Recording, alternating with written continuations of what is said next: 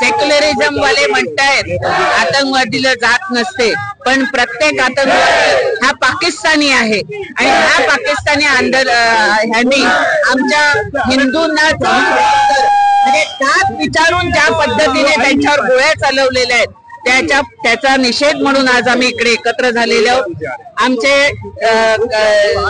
विकसित भारताचे नेतृत्व आदरणीय नरेंद्रभाई मोदीजी वो आमचे गृहमंत्री आदरणीय अमित शाह जी ईट का जवाब गोली से देंगे। और आता आमचे जे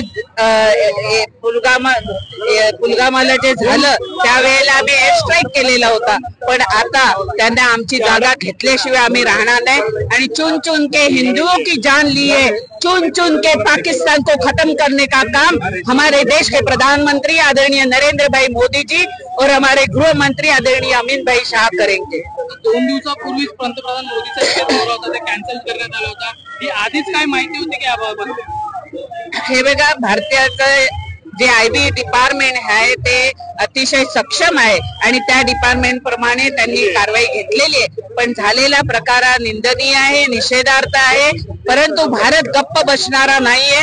भारत सुद्धा त्यांना त्या आमच्या हिंदूंना जर 27 लोकांना गोळे दिलेले 27,000 लोकांना आमचे पाकिस्तान मधल्या जे लोक आहेत त्यांना